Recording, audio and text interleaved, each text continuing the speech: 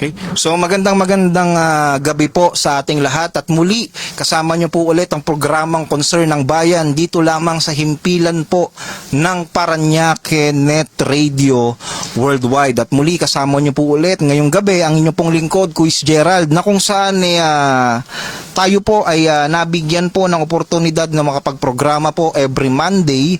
Ngayon nga pong every 8 PM po yan ng Lunes at ako po ay nagpapasalamat syempre sa pamunuan po ng Parañaque Net Radio Worldwide. At tayo po ay muli ay naka-live ngayon, no? Kasi nung nakaraan pong linggo nagkaroon po tayo ng tinatawag na tawag dito, nagkaroon tayo ng problema po, no, sa atin pong technical. Kaya tayo po ay nagkaroon lamang ng programa ngunit recorded. Pero ayun, syempre at tayo po ulit ngayon ay magtutuloy-tuloy sa ating pong programa ngayong gabing na to. At nga meron tayong pag-uusapang napaka-importante dahil nga ito ay concern po ng atin pong bayan. So maraming salamat po sa inyong lahat. Muli binabati ko po kayo ng magandang gabi. Naway nasa mabuti po kayong kalagayan lahat habang nakikinig o nanonood po sa himpilan ng Parañaque Net Radio Worldwide sa programang Concern ng Bayan. At samahan niyo po ulit ako sa oras na ito at syempre, binabati ko po lahat ng mga nasa online world. Kamusta po kayo? Ngayong maulan, ngayon pong nagkaroon po ng bagyo, di ba? Alam naman po natin yan na tayo po ay binagyo. Okay? Pero ako po ay naniniwala ng bagyo na ito ay parte po yan ng ating buhay na kung saan kailangan po nating pagdaanan at the same time lagpasan, ano? Kasi hindi natin puwersa po yung tinatawag na sakuna. Dahil po ang sakuna ay talagang ano yan, tawag dito talaga pong yan po ay nangyayari po sa atin pong buhay. So tayo po ay nagpapasalamat syempre sa poong may kapal, sa may likha na kung saan tayo po ay nasa mabuting kalagayan at ligtas, 'di ba? Nung ngayong dinaranas po natin, especially ngayong bagyo. At pag-uusapan nga po natin ngayong gabi na ito yung tinatawag na napansin po ba ninyo yung atin pong lungsod, lalo na po ang lungsod ng Parañaque na kung saan napansin mo ba na basura po ang kalaban ng atin pong lungsod regarding po sa baha. Dahil po kung kayo po ay talagang tagapakinig o tagapanood o taga-sumaybay o sumusubaybay po sa himpilan ng Parañaque Net Radio Worldwide, meron po kaming post na umantig po talaga sa pulso o sa puso po ng Parañaqueños. Okay? So babasahin ko po ito sa inyo. Okay? So sa lahat po ng mga nanonood po sa akin at nakikinig, pwede po ba kindly like and share our program, Kaya tayo po ngayon ay kailangan po natin ng likes and share po ninyo para mas marami pong makapakinig at makapanood po sa atin pong programa. So babasahin ko po yung ito pong pinost po namin ng himpilan natin regarding po sa baha. Okay? Hindi na po tayo magpapaligoy-ligoy pa. Talaga pong uumpisahan po nating talakayin ito dahil nga po ito po ay importante. Di ba? Kailangan pong pag-usapan ito at imulat po ang isipan at imulat ang mga mata ng atin pong mga kababayan. Kasi nga, hindi po ito tama. Okay? Ito po ang post po natin nung 2 days ago na ito po yung atin pong pag-uusapan ngayon. Sabi po dito, pansin mo ba, basura ang hinuhugot po sa kanal. Pero gobyerno agad ang sinisisi kapag bumabaha. Kung gusto nating mawala ang baha, simulan muna nating itigil ang pagtatapon ng basura kung saan-saan. Hanggat may mga walang disiplina sa pagtatapon po ng basura, huwag tayong umasa na mawawala ang baha. Yan po yung post mismo ng atin pong himpilan. Okay? So, umpisahan po natin ang atin pong talakayan, pero bago po yan, maaari po ba nating i-like and i-comment or i-share po ang atin pong programa ngayong gabi. Diba? So maraming salamat po. So sabi po dito, okay? Wait lang po kukunin ko lang po yung aking pong notes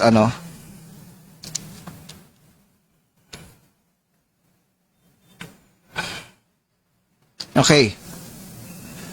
Sabi po dito, pansin mo ba, basura ang kalaban natin. Magandang gabi mga kababayan. Ako po si Kuis Gerald at ito po ang concern ng bayan. Pansin mo ba, kapag ka bumabaha, ang unang sinisisi natin ay kung sino-sino, ay kung yung gobyerno, 'di ba? Yung kapwa natin, 'di ba? Pansin mo ba, kapag bumabaha, ang una nating sinisisi ay gobyerno. Pero kapag nililinis po yung kanal, ano po ba ang lumalabas? 'Di ba? Iba't ibang klase po ng basura. Nandyan po yung plastic ng bote, styrofoam, papel, upos ng sigarilyo, 'di ba? Balat ng chichirya, balat ng candy. Sa madaling sabi, basura. Ngayon, meron pa nga pong nagsabi, okay? Meron pa pong nagsabi, okay, kung makikita nyo po yung mismong post namin, meron pong nagsabi dyan, Sabi po dito, sa Taiwan, okay, alam nyo po ba yung bansang Taiwan? Ito po yung napakagandang bansa, mabilis din daw pong bumaha. Di ba? Mabilis din bumaha dyan. Sabi po ng atin pong kababayan na nasa Taiwan, sabi po dito, sa Taiwan mabilis din daw bumaha. Pero bihira kang makakita ng basurang lumulutang sa kalsada. So napaisip po ako mga kababayan, kung totoo man ito, ano ang pinagkaiba? Disiplina. Yan ang pinagkaiba ng Taiwan at Pilipinas. Yung mga tao po sa bansa ng Taiwan disiplinado. Tayo po dito po sa lungsod ng Parañaque or dito po sa bansa ng Pilipinas. Yan po ang iiwan kong tanong. Disiplinado po ba tayo? Hindi po ba tayo naging parte ng problema? Di ba?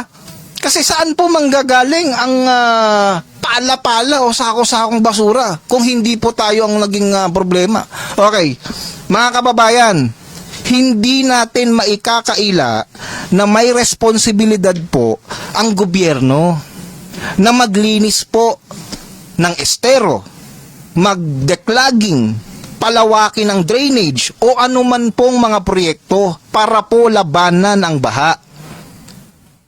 Pero meron po rin tayong responsibilidad.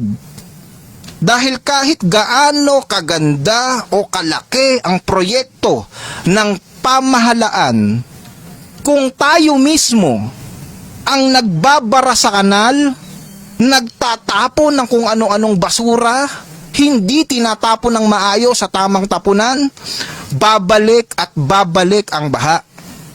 Kaya bago po tayong magreklamo, tanungin muna natin ang atin pong mga sarili. Saan ba napunta ang basura natin? Dinidispose po ba natin to ng tama? Sa basurahan ba napupunta o sa kanal? Okay. Yan ang pinagkaiba. Yan ang problema natin. 'Di ba? Kasi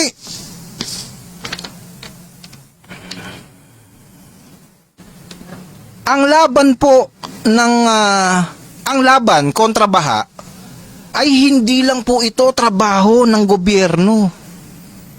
Ito po ay trabaho rin ng bawat responsableng mamamayan. Hindi po time by time ay nababantayan tayo ng gobyerno.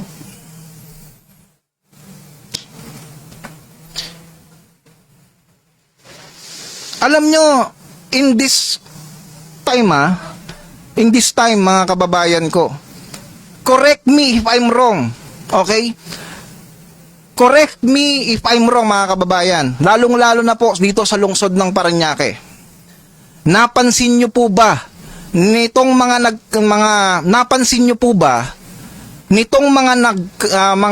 nakaraang araw, okay? Nung umuulan, 'di ba? Malakas po ang ulan.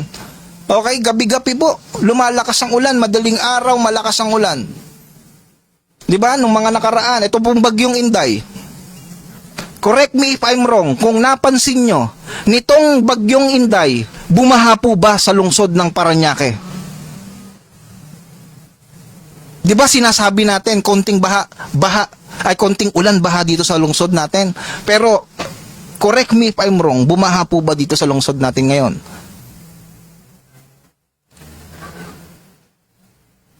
Di ba? Bumaha po ba? Or meron po bang bumaha na lugar dito sa lungsod ng Parañaque? Baka meron akong di alam o meron akong di nabalitaan. Di ba? Kasi kung meron, sige nga, comment mo sa baba. Saan yan? At kung meron kang pruweba, sige nga.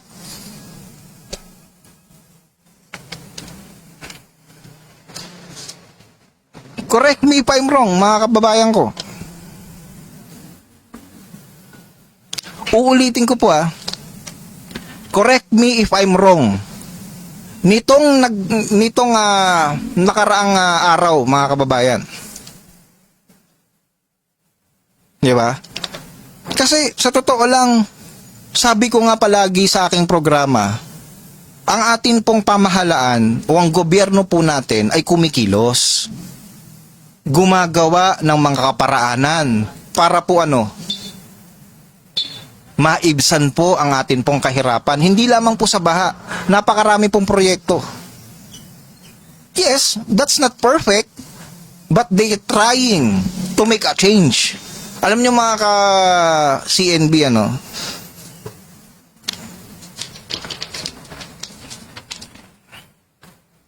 kung gusto nating tuluyan na mawala ang baha sa lungsod ng Parañaque, simulan po natin sa pinakamadaling gawin, ang tamang pagtatapon ng basura. Alam niyo po kung bakit? Dahil sa huli, ang disiplina po ang pinakamadaling proyekto o pinakamainam na solusyon ng bawat Pilipino.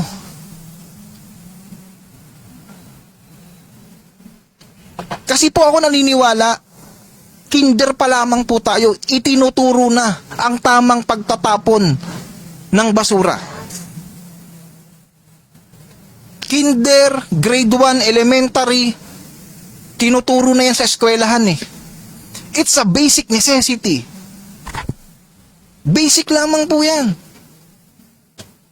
Ang nakakalungkot kasi mga kababayan, alam nyo kung bakit? So bago tayo magpatuloy, gusto ko pong batiin ang lahat po ng mga nasa online world. Siyempre, binabati ko po siyempre yung number 1 supporter po natin. Thank you. Good evening mga CNB and Kuis Gerard. God bless po sa ating lahat. Sabi po dito, yun si Kuis Jason. Kuis, kamusta? Sir, good PM po. Makasir naman to. Alam mo, hindi mo magkatrope. Sir, Jason. Bro, kamusta? Kamusta dyan sa Donggalo ha? Diyan po ako graduate ano. At dito naman sa sa tita ko, good evening. Yan, magandang gabi po sa ating lahat. To si Kuis Jason nung Pico, akala mo noon hindi magtropa o hindi tayo magkaibigan ha. So binabati kita Kuis Jason ha. Magandang salamat sa panonood. Salamat Kuis. At eto ha.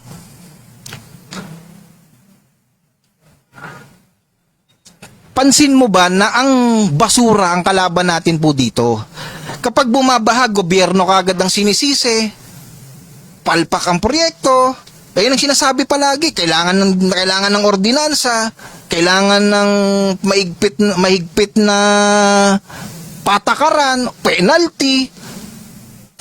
'Di ba? Anong point? Bakit kailangan pa nating magkaroon ng bakit kailangan pa tayong higpitan sa simpleng pagtatapon lang ng basura? Sige nga, sino ba? Teka. 'Di ba? Bakit? Kapag bumabaha, kung sino-sino agad ang sinisisi natin. Totoo, may responsibilidad po ang gobyerno. Pero sapat ba kung walang disiplina ang ilan? Kahit pasabihin natin na merong penalty, sige, i-challenge ko po lahat ng nasa lungsod ng Parañaque. Gusto natin ng ordinansa, gusto natin ng multa, para lamang sa simpleng pagtatapon ng basura. Halimbawa, ako ang lawmaker ng ating lungsod, ako po ang lawmaker ng, halimbawa ako MMDA, ipataw ko ang multa ng pagtatapon lang ng basura, kulong. Papayag ho ba kayo? Kasi sabi natin higpitan. Kada tapon mo ng balat ng candy, 1,000 multa. Papayag ho ba kayo? 'Di ba? Sasabihin nyo anti-poor, sasabihin nyo anti kung ano-ano. Ano bang gusto natin? Kikilos ang gobyerno, ibabash natin. Kikilos ang pamahalaan o LGU, hindi natin tatanggapin ang resulta. Hindi natin tatanggapin ang solusyon. Anong gusto nating mangyari? Kontrahin natin ang kontrahin. Ganun bang gusto nyo?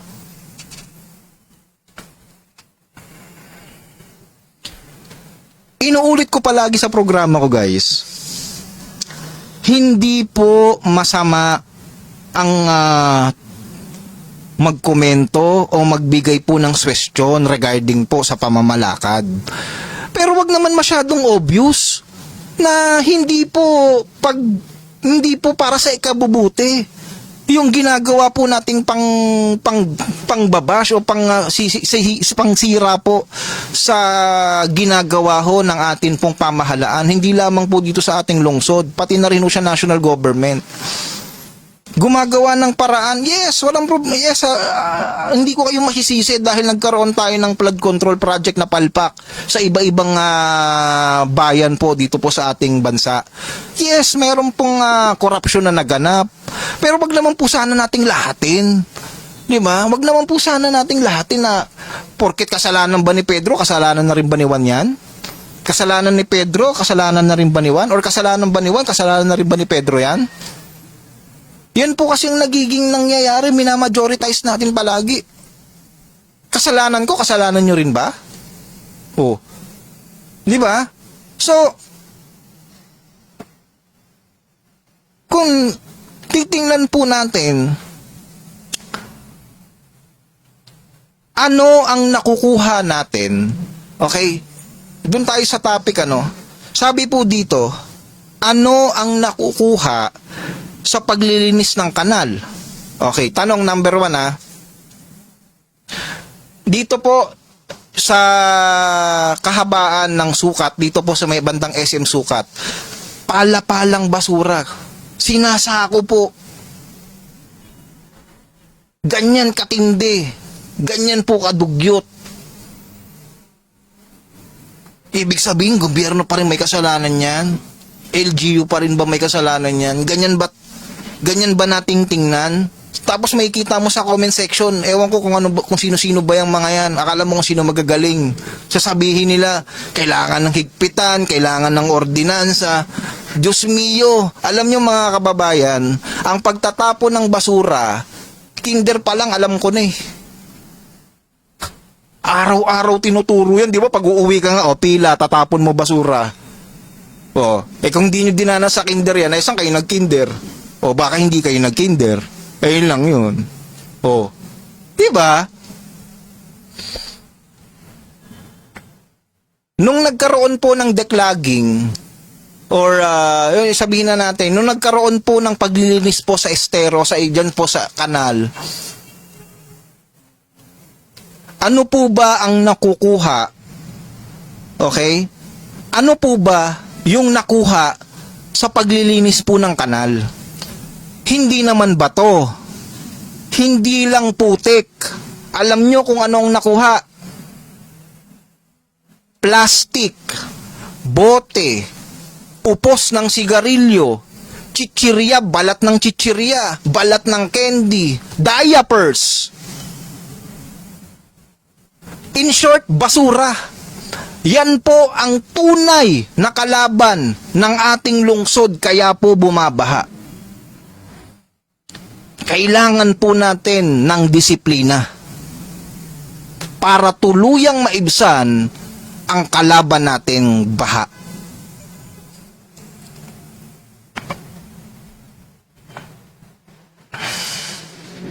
Kasi ito iko-connect ko po ulit dun sa topic natin kanina na pinost din po ng atin pong himpilan dito po sa Net Radio. Kung totoo mang mabilis ding bumaha sa Taiwan, bakit po bihira kang makakita ng basurang lumulutang? Ano ang pinagkaiba? Disiplina po ng mamamayan. Just to think of this, guys. Ang binabash po natin yung lungsod ng Parañaque comparing to Taiwan. Bakit sabihin na natin one of the successful isa sa mga maayos, sabihin na natin isa sa mga maayos na bansa which is Taiwan, bakit bumabaha? Di ba?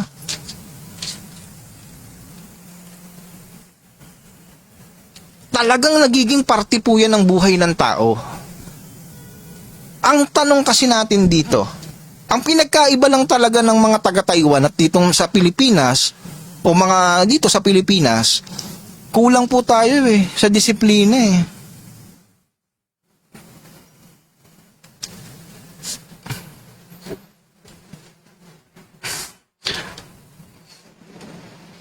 Totoo naman po na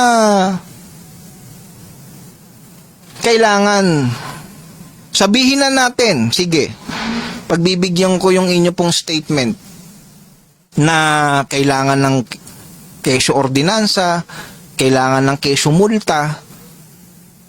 Alam ko po sa ordinansa, meron po ang ating lungsod, kung di po ako nagkakamali regarding sa pagtatapon ng basura i-reviewin po natin at itatanong ko rin po sa atin pong mga dito po, tatanungin din po natin yan Pero ako naniniwala ako na ang simple na pagtatapon, yung pinagkainan mong candy,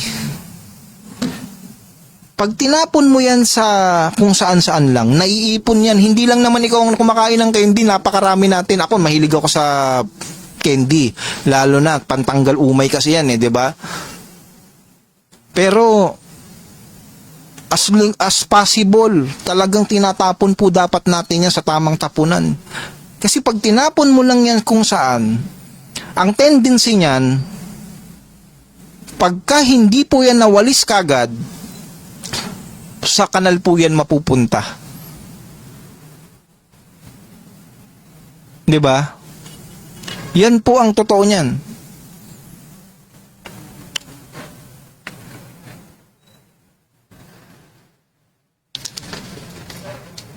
Hindi lang proyekto ang kailangan. Okay? Kailangan din ng responsableng mamamayan. Kailangan po natin ng disiplinadong mamamayan.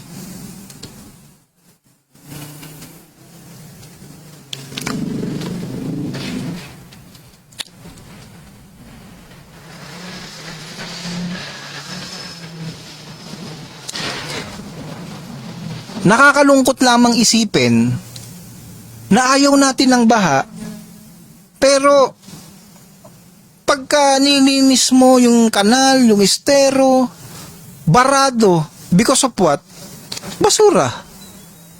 As simple as that. Kasi ako naniniwala ako kapag hindi barado ang kanal, tuloy-tuloy po ang agos niyan. Na which is ngayon po suabe. Okay? Nung mga nakarang araw, nakaranas po tayo ng malalakas na ulan, pero nakaranas po ba tayo ng baha? Correct me if I'm wrong. Kung meron po dyan nakaranas ng baha, sige nga, i-comment mo. Kasi ako, wala akong nabalitaan. Umulan ng malakas dati. Kapag ka umulan ng malakas, makikita mo kaagad, baha sa gantong lugar. Sasabihin nila at konting baha, konting ulan, baha kaagad. Pero ngayon, wala kang makikita. Even doon po sa mga madalas bahain dito sa lungsod natin, hindi ako nakarinig ng kahit ano, posting or what. So, ibig sabihin, gumagana po ang atin pong panawagan na ayusin or magtulungan tayong mga taga-Parañaque.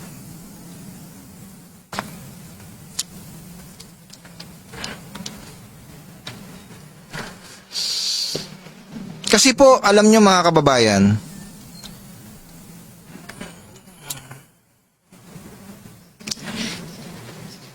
hindi lang proyekto o ordinansa ang kailangan.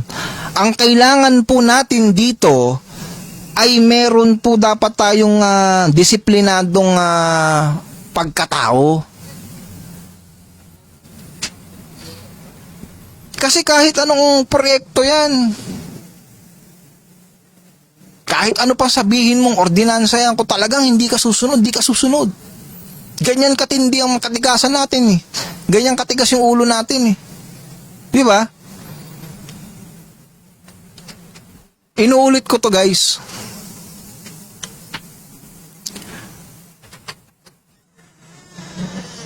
Hindi lang proyekto, okay, ang kailangan natin. Yan po ang totoo niyan. Yes, given, merong mga palpak na flood control. Yan sinasabi natin, flood control. Diba? Na dapat talagang may managot. Yes. Kaisa mo ako dyan, kaisa tayo dyan. Na dapat talaga merong managot. Bakit? Nagnakaw nga eh. Diba? Meron nga palpak na proyekto eh. Pero natatapos na ba tayo doon? Diba? Lahat na ba ng nangyayari sa atin ng mga project puro flood control na ba? Ayun ang tanong eh. Ayun ang mahirap kapag ka napako na sa isipan mo yung mga ganong sitwasyon. Hindi na natin nakikita yung mga magagandang ginagawa. Lagi tayong nakatingin doon. Sabihin natin magmula sa presidente, magmula sa pinakamababa, o magmula sa presidente hanggang SK Kagawad, lahat na yan sa paningin mo korap. Bakit? Ayaw mo nang tingnan eh. Kasi naniniwala ka lahat yung korap eh. Kung naniniwala ka na ganun, hindi na namin pwedeng baguhin sa isipan mo yun. Pero wag kang mandamay. Tingnan mo sa paligid mo, hindi lahat yan hindi maayos. Meron at meron yan. Kasi kung maniniwala tayo na mula presidente hanggang SK Kagawad, hindi maayos, so lahat yan mangungurakot sa paningin mo, diba? Wag na tayong magprograma dito. Wag na tayong bumoto. Wag na tayong magtiwala. Magkanya-kanya na lang tayo. Wag na lang tayo sumunod sa gobyerno. Ganun ba yung gusto nating mangyari? Lahat tayo magaling? Oh. Paano yun? Diba? Kung di tayo susunod. Oh. Gusto natin lahat tayo magaling. Pag nakita mo yung comment section, kung hindi bash, tuturuan pa tayo. Yes, walang problema sa sinasabi mo. Pero ang tanong, kapag ba ikaw ang tumayong leader ng ating lungsod o ng ating bansa, kaya mo ba? Oh. Sa tingin mo ba ganyan lang kadali yan? Lalo na kapag may tao ka or meron kang pinamumunuan na puro matitigas ang ulo. O paano yun? Diba? Kaya hindi ko sinasabi yung mga ganong bagay just for the sake ng ano natin. Ang akin lang kasi, guys, tignan din natin yung isang sitwasyon na kung saan kumikilos o ginaganapan ng ating mga lingkod bayan ang kanilang mga trabaho. Nakikita naman natin di ba? Hindi natin pwedeng sabihin na wala. Kasi meron at meron talaga. Oh. Yan ang totoo niyan. So, bago tayo magpatuloy mga kababayan ko, gusto ko lamang po kayo batiin ng isang magandang gabi. At pwede ba na mag-share muna ako sa ilang mga groups natin, Maraming salamat po sa lahat po ng mga nanonood sa inyo. Maraming salamat. And gusto ko lamang pong sabihin na salamat po sa suporta. Dahil nga umabot na tayo ng 53, kung di ako nagkakamali, 53,000 followers. Salamat sa inyo. Kasi naniniwala ako na ang programang Concern ng Bayan dito po sa Impilan ng Parañaque at Radio Worldwide ay para po talaga sa inyo. So maraming salamat.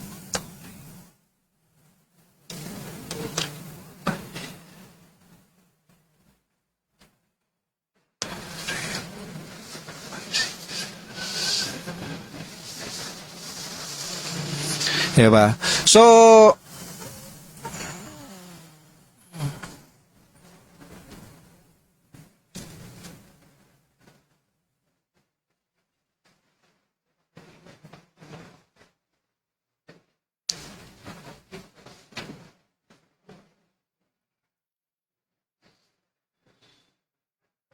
okay, so magpapatuloy tayo sa ating programa, guys.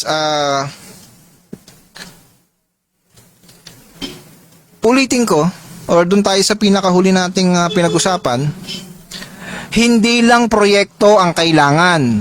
Ang kailangan po, meron, ulitin ko medyo hindi ko makita yung akin pong screen. Okay? So, binabati ko po lahat ng nasa atin pong online. So, ito pong syempre sa tita ko. Syempre, maraming salamat dito sa suporta at panonood mo. At ito, Ma'am Norbil.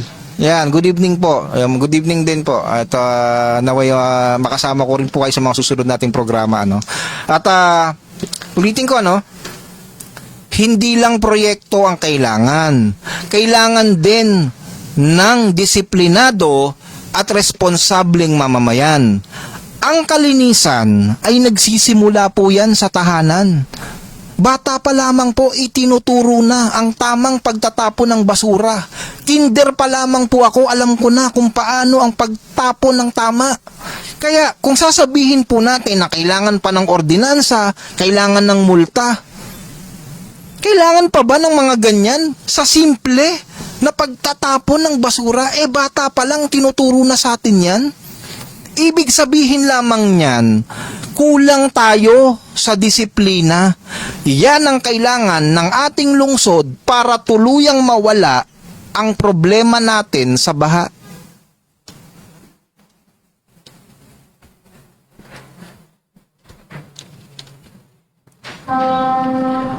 Kaya bago tayo magreklamo o bago natin tuligsain ang mga programa, i-bash ang mga ginagawa ng ating pamahalaan, inuulit ko, diba?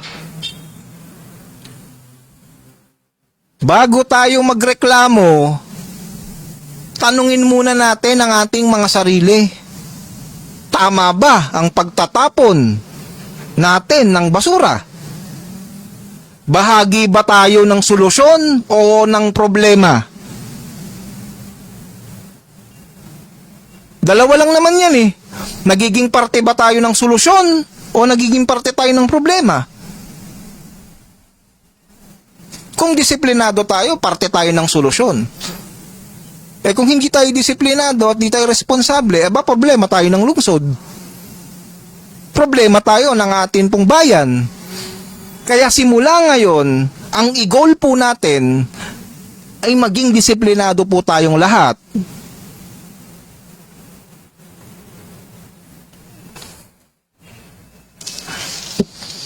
Binabati ko rin po si Kuya Godofredo. Good evening, Kuya Gerald.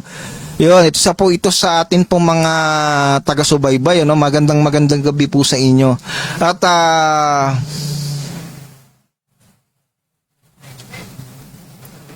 ito iiwanan ko po sa inyong gusto ko na pong i-close itong tungkol dito sa na to. Pero gusto ko lamang pong pasalamatan lahat po ng atin pong mga departamento o lahat po ng atin pong mga lingkod bayan, magmula po sa mga staff, magmula po sa mga alam nyo na, nakilos po sa mga regarding po sa mga disasters po natin. 'Di ba nung nakarang bagyo, nakita natin they are prepare sila, alam niyo na 'yon. Gabi nagtatrabaho, 'di ba? Gabi nakilos, umaga nakilos. Maraming salamat po sa inyo. Kasi ako naniniwala ako na kapag ayaw mo talagang tingnan, hindi mo talaga makikita. At kung ayaw mo talagang pakinggan, hindi mo talaga mapapakinggan at hindi mo talaga maririnig yan. Talagang pikit mata ka, sarado ang mata mo, sarado ang tenga mo. Kasi ayaw mo nga pakinggan eh. Ka na nga, kontra ka na nga eh. Ibig sabihin yan, kahit ano pang gawin ng atin pong pamahalaan na pagsasaayos po sa lungsod o pagsasaayos po sa ating bansa, hindi mo talaga yan matatanggap. Kasi nga, kontra ka. Diba? Meron kayong agenda o meron tayong agenda. Kapag ka gano'n ang atin pong isipan. Sabi ko nga sa akin pong programa, walang problema yan. Sige, tignan natin kung may kamalian or merong palpak na ginagawa. I-call out natin o pag-usapan natin. Pero kapag ka merong maayos at may resulta na maayos at may resulta na kung saan kitang-kita naman natin na umayos bahagya ang ating lungsod regarding sa baha, kasi hindi ako nakaranas ng baha. Take note take note. Wala akong nabalitaan talaga. Or kung meron man, nasaan? 'Di ba? Anong lugar? 'Di ba? Pwede niyo ba i-comment din diyan? 'Di ba? Kaya ganun na. Okay. Eto okay. Correct me if I'm wrong Eto survey, okay? Survey lang to. Nung nakaraang bagyong Inday,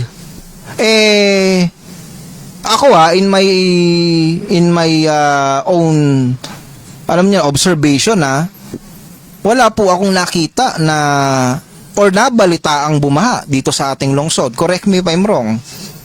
Baka meron, comment mo sa baba. Saan ba yan? 'Di ba? Anong lugar, anong street, anong barangay? Baka meron. Sige nga, i-comment mo. Pero I want to challenge every taga Parañaque. Meron ba? 'Di ba? Ngayon, kasi sabi natin konting baha, konting ulan, bumabaha. Pero in few days talaga na talagang nanantala ang bagyong Inday. Wala po ako nabalitaan talaga. Smooth, flawless. Wala talaga ako na balitaan. Nagtatrabaho ng gabi para maibsan ng baha, meron. Pero yung bumaha, parang nabawasan eh. At totally bala eh. Diba? So, eto na ba yung bunga ng pagtutulungan? Eto na ba yung bunga ng panawagan nating pagtutulungan?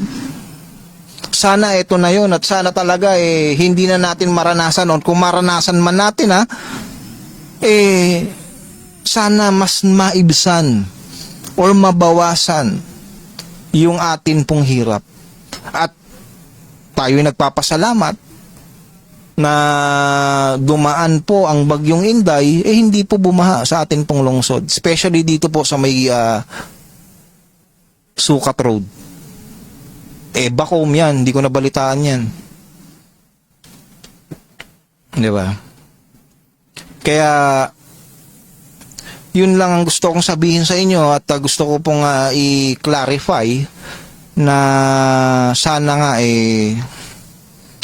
alam nyo na, magtuloy-tuloy po ang gantong klase na sistema natin sa ating lungsod.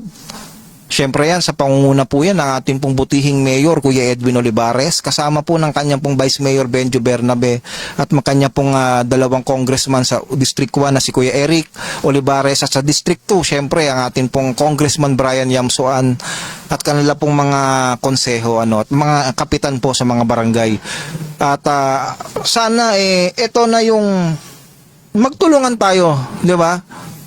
Na kapag ka may mabuti o magandang ginagawa, pasalamatan natin. 'Di ba? Ayan naman talaga ang dapat maging parte tayo ng solusyon. Hindi yung maging parte tayo ng problema. May tamang platform para iparating ang atin pong mga ang atin pong mga hinanaing May tamang part yan, hindi po sa kalsada yung gagawin. Okay? Kaya nandito po ang himpilan ng Parañaque at Radio at Concern ng Bayan upang ipanawagan ang gusto nating mga ipanawagan. At tingin ko naman, simula na nagsimula ang Concern ng Bayan dito po sa atin pong Parañaque at Radio Worldwide, kahit papaano naman naging instrumento tayo para maipanawagan ang dapat maipanawagan at dapat makarating sa ating mga lingkod bayan. And I'm very thankful for that. At dahil din sa inyo yan, syempre mga tagapakinig natin Kaya ako, yun talagang observation ko, guys. Alam nyo, naobserbahan ko talaga, nung nakaraang bagyong Inday, hindi ako nakabalita na bumaha dito sa ating lungsod. Dito po sa lungsod ng Parañaque, especially Sukat Road. Yan, madalas na nirereklamo yan. Sabi nila, konting ulan, baha. Pero ngayon, dumaan ang bagyong Inday, malakas ang ulan, wala po akong nabalitaang baha.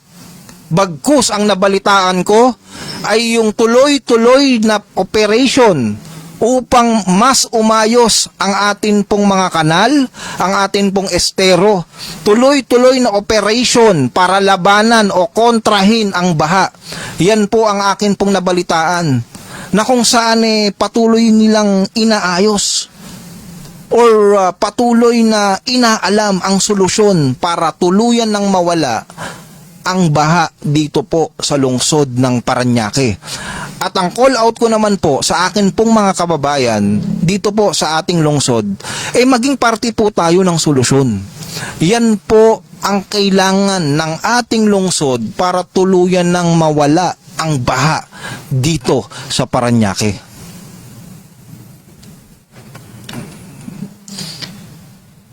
Ang baha ay hindi lang laban ng gobyerno.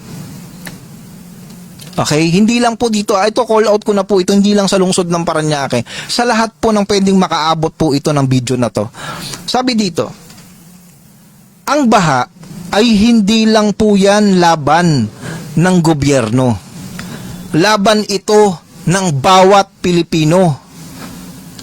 Dahil ang disiplina ang unang proyekto ng isang responsable at disiplinadong mamamayan.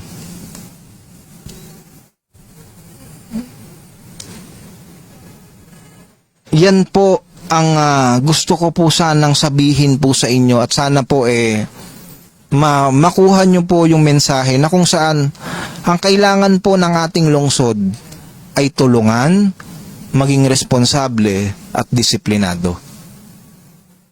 Yan po ang kailangan natin. Hindi naman po mawawala ang baha kung puro po tayo comment ng negative, diba? Ako naniniwala ako, mag-comment ka man na mag-comment ng negative, kung hindi ka naman disiplinado, ay wala ring mangyayari. Nagtatapon ka pa rin ng balat ng candy, nagtatapon ka pa rin ng upos ng sigarilyo sa daan, isa ka rin sa contributor ng basura. Kahit anong sabi mo ng magaganda dyan, o kahit anong sabi mo ng negatibo tungkol sa pamahalaan, mga lingkod bayan, o kahit pa positibo, pero pagdating dyan, sa pagtatapon na yan, tapon dito, tapon doon, di ka marunong magwalis, wala pa rin mangyayari. Kaya, ang sinasabi ko,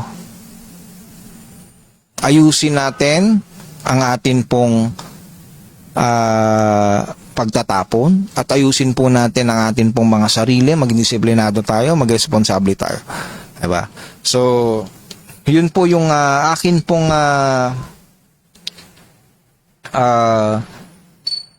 programa ngayong gabi, at ako nagpapasalamat syempre sa himpilan po ng Parañaque Net Radio Worldwide sa patuloy po na pagbibigay sa atin ng oras, pagbibigay po sa atin ng platform. Maraming salamat po At pinapasalamatan ko rin kayo syempre sa inyong panonood, pakikinig, pagla-like, pag-share ng bawat posting po ng Parañaque Net Radio Worldwide at ng himpilan ng Concern ng Bayan. At sinasabi ko nga palagi na hindi lamang dapat CNB ang atin pong pinanonood. Nandyan po ang Kontrapunto, nandyan po ang Media Patrol, nandyan po ang Sapang Kalye, nandyan po ang Teleradyo Diaryo, at syempre nandyan din po yung Mabuti Online News na susunod po sa akin ngayong gabi na to na magproprograma din. At maraming salamat po sa inyo, at sabi ko nga palagi na open po ang amin pong message inbox sa lahat po ng mga may message po sa amin. Lahat po yan binabasa po namin, at sabi ko nga kung ito po ay kailangan talaga na pag-usapan at kailangan talaga na bigyan ng pansin, talagang ipananawagan po natin yan, talagang pag-uusapan natin yan dito po sa programa ng Concern ng Bayan. At muli nagpapasalamat ako sa inyo, at huwag po kayong magsawa na maging parte ng solusyon sa problema, lalong-lalo na dito sa lungsod ng Parañaque at syempre sa atin pong bansa. Alam na natin na magulo ang sistema ng atin pong pamahalaan ngayon dahil nga may impeachment trial, di ba? Merong mga kaliwat kanang bangayan ang atin pong mga nasa taas, pero hindi po tayo nawawalan ng pag-asa na kung saan tayo naniniwala na all things work together for good, at talagang merong reason at purpose kung bakit nangyayari ang mga yan. At sabi ko nga ngayon sa akin programa, sana maging parte tayo ng solusyon. At hindi masama na mag-call out o maglabas ng mga saloobin at hinanaing, pero lagi kong sinasabi, dapat nasa tama tayo, at dapat nasa realidad tayo, dapat nasa punto tayo, at dapat talaga tingnan din natin yung mga maayos na ginagawa, hindi lamang yung mga negatibo. Kasi pag puro negatibo yung